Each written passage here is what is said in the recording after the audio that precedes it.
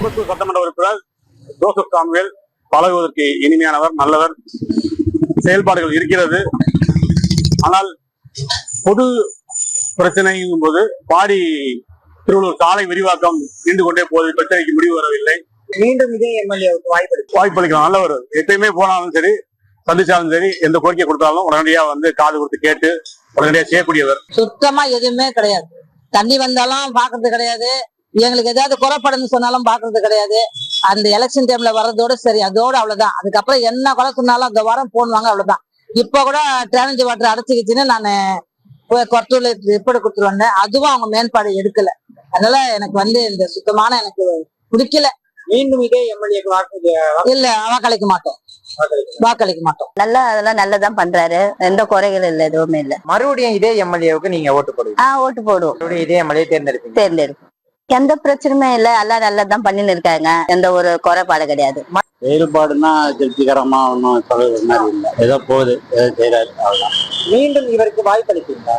அப்படின்னு சொல்ல முடியாது, அது பொதுமக்களுடைய, நான் ஒரு ஆள் சொல்லி என்ன ஆக போகுது, அதனால அது பொதுமக்களுடைய முடிவு தான். இப்போ இந்த ஆட்சியை பத்தி நாங்க என்ன சொல்றோம்னா, ரொம்ப நல்ல ஆட்சி, மகிழ்ச்சியா இருக்கு எங்களுக்கு. பாத்தீங்கன்னா எங்களுக்கு தேவையானது எல்லாமே எங்களுக்கு நாங்க கேட்காம கொடுக்கறாரு. மீண்டும் இவருக்கே வாக்களிப்பீங்க? சட்டமன்ற உறுப்பினருக்கு கண்டிப்பா நாங்க அவருக்கே தான் வாக்களிப்போம். ஏன்னா அவங்க சொல்லாம செய்யறாங்க, அதுதான் எங்களுக்கு ரொம்ப பிடிச்சிருக்கு. ஏன்னா ஒருத்தவங்க சொல்றாங்க, செய்ய மாட்டேன்றாங்க. ஆனா முதல்வர் பாத்தீங்கன்னா எங்களுக்கு எல்லாத்தையுமே செய்யறாரு. எங்களுடைய தேவைகள் எல்லாம் ஒவ்வொன்றா பார்த்து இப்ப எங்க ஏரியால நிறைய காரியங்கள் நடந்துகிட்டே இருக்கு. எல்லாமே ட்ரைனேஜ் ஃபுல்லா அந்த காரியம்லாம் இதுவரையும் எனக்கு இருந்தது இல்லை. ஆனா இப்ப எல்லாமே ரெடி பண்ணி கொடுத்துட்டு இருக்காங்க. இன்றைக்கி சட்டமன்றமே குப்பை காடாக மாறி இருக்குது. அவருடைய உறவினர்கள் மட்டுமே இங்கே ஒப்பந்தாரர்களாக இருக்கிறாங்க. அவரை சார்ந்தவர்கள் மட்டுமே ஒப்பந்தாரர்களாக இருக்கிறாங்க. எந்த பணியும் சீரும் சமயமாக நடக்கிறதில்ல. அது மட்டும் பார்த்திங்கன்னு சொன்னால், பேரூராட்சியில் இன்றைக்கி பேருந்து நிலையம் கட்டியிருக்காங்க. மேற்கூரையே 90 லட்ச ரூபாய்க்கு கட்டியிருக்கிறாங்க. அது 90 லட்ச ரூபாயெல்லாம் ஆயிருக்காது. அதுக்கு அநியாயமாக ஏமாற்றிட்டு போயிருக்கிறாங்க. அதே மாதிரி இந்த பேரூராட்சியில் பார்த்திங்கன்னு சொன்னாக்கா, இங்கே தனிநபருக்கு வாடகை ஒப்பந்தன்ற பேரில் பேரூராட்சிக்கு சொந்தமான எல்லா நிலங்களும் இன்றைக்கி தனிநபருக்கு கொடுத்துன்னு இருக்கிறாங்க. அவங்களுடைய ஒன்றிய செயலாளருங்க, அவங்கள சார்ந்தவங்க மட்டுமே இதெல்லாம் செஞ்சா மாதிரி செய்யாமலே, நிறைய விஷயங்களை சரியாக செய்யாமலே நிறைய நிதிகளை ஏமாற்றிருக்கிறாங்க. அடுத்த முறையெல்லாம் அவர் வந்தாருனாக்கா இங்கே சுடுகாடாக மாறிடும் சட்டமன்றமே. இன்னும் அவருக்கு வாக்களிப்பீங்க? எந்த சூழ்நிலையும் வாக்களிக்க மாட்டோம். அதாவது மழை நீர் எங்கே நிற்கல. இப்போ மழை பெஞ்சிருக்கு, இது வரைக்கும் நிற்கல.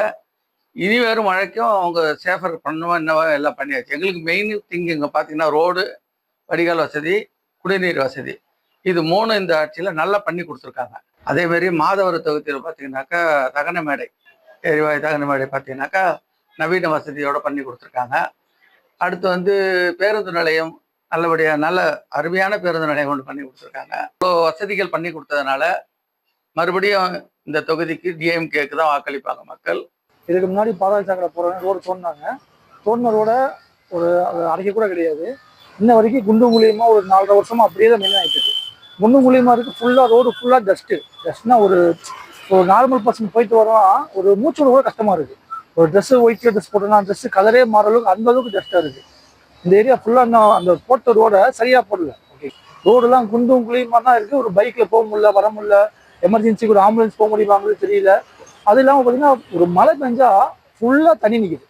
தண்ணியில் மேடு ஏது பள்ளம் ஏதுன்னு சுத்தமாக தெரிய மாட்டேங்குது. ஓகேங்க, மழை பெஞ்சா தண்ணி ஃபுல்லாக நிற்குது, மழை பெய்யுனா ஃபுல்லாக டஸ்ட் ஏரியா. அந்த ஏரியா ஃபுல்லாக ஒரு பைக்கில் போகிறது, ஒரு காரில் போகிறது, ஒரு ஆம்புலன்ஸ் போகிறது கூட ரொம்ப கஷ்டமாக இருக்குது. எப்படின்னா ஃபுல்லாக ஒரு எமர்ஜென்சிக்கு போக முடியாது. கணபதி நல்லதா பாக்குறாரு, நல்லா செயல்படுறாரு. ஊருக்கு எதனா ஒண்ணுனா நல்லா பாக்குறாரு. தண்ணி இல்லைன்னா உடனே வண்டி அனுப்புறாரு. ரோடு வீடு சரியில்லைன்னா ரோட்லாம் போடுறாரு, பண்றாரு. வேற எதனா மக்களுக்கு இங்க எதனா ஒரு தேவைன்னா கேட்டு பண்றாரு. அப்படின்னு அவரு தான் கொடுக்கணும், ஏன்னா அவர் தான் நல்லா பண்றாரு இப்போ. அதனால அவரு தான் நாங்க பண்ணுவோம். நம்மளோட செயல்பாடு எனக்கு கைநூறு டிரைனேஜ் இது வரையும் போடல, டிரைனேஜ் இல்ல, குடிநீர் தண்ணி சரியா வரல, லைட் சரியா எரியல, இது பாதி லைட் எரியல. மறுபடியும் இதே எம்எல்ஏக்கு நீங்க ஓட்டு போடுவீங்களா? எங்களுக்கு சேர்ந்தா போடுவேன், செயல்னா போட மாட்டேன். அவருக்கு செயல்பாடுலாம் ரொம்ப சிறப்பா தான் இருக்கு. எந்த ஒரு குறையும் இல்லை அவர் வந்ததுல இருந்து. எந்த ஒரு வேலையா இருந்தாலும் உடனடியா தீர்த்துறாரு. ரோடு சரியில்லாம இருந்தது, அவர் வந்த உடனே ரோடு எல்லாம் நல்லா போட்டாரு. குடி தண்ணி எல்லாம் சரியில்லாம இருந்தது, அதுவும் நல்லா குடி டேங்க் எல்லாம் கட்டி நல்லா குடி தண்ணி எல்லாம் ரொம்ப சிறப்பா வருது. 24 மணி நேரம் தண்ணி சப்ளை வருது. சரி, ஓகே. இப்ப நீங்க மீண்டும் இதே எம்எல்ஏக்கு வாய்ப்பு அளிப்பீங்களா? இதே எம்எல்ஏ தான் மறுபடியும் வரணும்னு எல்லாம் நான் விரும்புறது. நானா தான் விரும்புறேன். ஒரு குறையும் தீக்கல, உதவி காசை வாங்கி தர மாட்டேன்னா குறைய தீக்குறானுங்க, எதுவுமே பண்ண மாட்டானுங்க. எதை கேட்டாலும் ஏதாவது ஒரு ரேஷன் கார்டு வாங்கி தரானுங்களா பாரு இந்த ஊர்ல. விதவை காசு எங்க வீட்டுக்காரர் இறந்து 7 வருஷம் ஆகுது, விதவை காசே வரல. நான் எத்தனை டைம் எழுதி போட்டேன், நிறைய டைம் போனேன். ஆட்டோ குச்சின்னு போறதுக்கு 500 ரூபாய் 1000 ரூபாய் செலவு பண்ணின்னு போறோம், ஆனா அது கிடைக்கல. இப்போ மறுபடியும் இதே எம்எல்ஏக்கு ஓட்டு போடுவீங்களா? அது எப்படிங்க போட முடியும்? நல்லது எந்த நல்லத நடக்கல, எப்படி ஓட்டு போடுவாங்க? பெரிய திட்டங்கள் எதுவும் அவர் கொண்டு வரல. பொதுவாக பொன்னேரியில ரயில்வே மேம்பாலம் நிறைய பிரச்சனை. அங்க லட்சக்கணக்கான மக்கள் தினமும் கிராஸ் ஆகிறாங்க. அவர்கிட்ட பல புகார் கொடுத்து எந்த நடவடிக்கையும் இல்லை. ஆனா மக்கள் பிரச்சனைன்னா அப்பப்போ கலந்துக்கிறாரு போறாரே தவிர பெரிய செயல்பாடுன்னு சொல்ற அளவுக்கு இல்லை. காங்கிரஸ்க்கு மீண்டும் கொடுத்தாக்கா வரத்துக்கு வாய்ப்பு இல்லை. கொரோனா காலங்களிலும் சரி, வெள்ள காலங்களிலும் சரி, பெருவாரியான பகுதிகள் பழவேற்காடு பகுதிகளில் ஒட்டி இருக்கிற பகுதிகள்லாம் மழை வெள்ளங்களால் நிறைய பாதிக்கப்பட்டுச்சு. அப்போ உடனடியாக களத்துக்கு இரவு பகல் பாராம துயரை துடைக்கிற பணிகளில் நம்ம இந்த சட்டமன்ற உறுப்பினர் பெரும்பகுதி ஆற்றிருக்காரு. அதுல உண்மையிலேயே மக்களுக்கு ரொம்ப சந்தோஷம். பல்வேறு இடங்கள்ல தன்னுடைய சொந்த நிதியின் மூலமாகவும் சிஎஸ்ஆர் நிதியின் மூலமாகவும் ஆர்ஓ வாட்டர்ஸ், ரோடு, தெருவிளக்குகள், அதாவது சாலைகள், இளைஞர்களுக்கு தேவையான விஷயங்கள், இது எல்லாத்தையுமே செஞ்சிருக்கிறாங்க. மீண்டும் இந்த முறை வாய்ப்பு கொடுக்கப்பட்டா காங்கிரஸ் கட்சியுடைய துரைசன் செல்வி எங்களுடைய ஓட்டு நிச்சயமா போடுவோம். பொன்னேரியில பாதாள சாக்கடை திட்டம் 10 வருஷமா செஞ்சுதான் இருக்கிறாங்க, இன்னமும் செஞ்சுதான் இருக்கிறாங்க, இன்னும் அப்படிதான் இருக்குது. அதனால சாலை பாத்தீங்கன்னா குண்டும் குதியுமாகவும், மழை வந்துச்சுன்னா கிட்டத்தட்ட இடுப்பழிவு தண்ணி வரையும் நம்ம அந்த தேரடி பகுதியிலாம் இருக்கு. ஆதி திராவிடர் பள்ளி கட்டிடம் இடிச்சு கிட்டத்தட்ட 1.5 வருஷம் ஆகுது. இன்னும் அடிக்கல் கொடுக்குற நாட்டுல அந்த பசங்க, சின்ன பசங்கள்லாம் கிட்டத்தட்ட ஒரு 80-90 பேர்கிட்ட இருக்கிறாங்க. அவங்க வேற பள்ளி வளாகத்துல தங்கி படிக்கிறாங்க. அவர் ஒரு முக்கியமான இடத்துக்கு மட்டும் போறாரு, மற்ற இடத்துக்கு பார்க்க மாட்டாரு. அவர் மேல கொஞ்சம் அதிருப்தியா தாங்கிறாங்க மக்கள்லாம். மக்கள்கிட்ட தான் இருக்குது, கொடுக்க கூடாதுன்னு நாங்க நினைக்கிறோம். செயல்பாடு திருப்தி இல்லாம இருக்கு. பாதாள சாக்கடை ரொம்ப காலமா சொல்லிங்கிறாங்க. அதை பாதாள சாக்கடை இன்னும் வரல. அது வந்ததுன்னா ஒரு சின்ன மழை பெஞ்சா கூட தண்ணி தேங்கி நிக்குது, அது இல்லாம இருக்கும். நல்லா தான் பண்றாரு, எல்லாமே நீட்டா தான் இருக்கு, எந்த தொல்லையும் இல்லையே. கொஞ்சம் கொசுங்க ஜாஸ்தியா இருக்கு, அங்கங்க தண்ணி தேங்கி நிக்குது, அவ்வளவுதானே கண்டி. மற்றபடி ஒன்றும் அவ்வளவா ஏதோ டிஸ்டர்பன்ஸ் இல்லை. வராரு, சுத்தமாக செய்யறாரு. மற்றபடி இப்போதைக்கு எதுவும் வர மாதிரி இல்லை அவரு. அது நாங்க சொல்ல முடியாது. பப்ளிக் என்ன பண்றாங்களோ அதான் செய்ய முடியாது. நாங்களாம் மாற்றி பார்க்கணும், மாற்றினாக்கா நல்லா இருக்கும். ரோட்ல தண்ணி போக மாட்டேங்குது, அங்கே பள்ளம் கூடமா இருக்கு, அது யாரும் பார்க்கறது கிடையாது. இல்லை உள்ள பள்ளமாக இருக்குது, யாரும் கவனிக்கிறது கிடையாது. அவ்வளவா நல்லா பண்றாங்க, இன்னும் கொஞ்சம் நல்லா பண்ணா நல்லா இருக்கும். இதே எம்எல்ஏக்கு மறுபடியும் வாய்ப்பு அளிப்பீங்களா? கண்டிப்பாக. இப்போ ஓரளவுக்கு பரவாயில்ல, சாலைகள்லாம் கொஞ்சம் பண்ணியிருக்காங்க, மெட்ரோலாம் கொஞ்சம் பண்ணி வருது. இன்னும் கொஞ்சம் நல்லா பண்ணா இன்னும் கொஞ்சம் நல்லா இருக்கும் மக்களுக்கு. 2026 எலெக்ஷனை பொறுத்தவரையிலும், திருவள்ளூர் சட்டமன்ற தொகுதியை பொறுத்தவரையிலும் பட் இப்போ கரண்ட்டில் இருக்க கேண்டிடேட் தான் நிச்சயமாக வின்னிங்கன்றது நான் என்னுடைய தெரிஞ்ச சர்க்கிள் வரலுமே நான் கணிச்சது. ஏன்னு கேட்டால் ஈஸியாக அணுக முடியுது, பப்ளிக் நேரடியாக ஈஸியாக அணுக முடியுது. ரெண்டாவது, எந்த கோரிக்கையாக இருந்தாலும் உடனடியாக செவிசாய்க்கப்படுது. அதிகாரிகளை வேலை வாங்குறாரு, ஒன்று வேலை செய்யாதவர். அதனால் மீண்டும் அவருக்கு தான் அந்த வாய்ப்புன்றது என்னுடைய கருத்து. இல்லை, எதுவும் இல்லை. அவருடைய நாலேஜுக்கு போயிடுச்சுன்னா சால்வ் ஆகிடுது எல்லாமே ஓரளவு. அவர் கவனத்துக்கு போகிறதெல்லாம் கலெக்டர் எடுக்கிறாராலே இவர் கவனத்துக்கு போகிறது உடனடியாக நடக்கிறது. இந்த 6 மாறு பேசினுக்கிறோம், அதிகாரி வேலை செய்துனுக்கிறோம், எங்களுக்கு எதுக்கு செய்யலப்பா.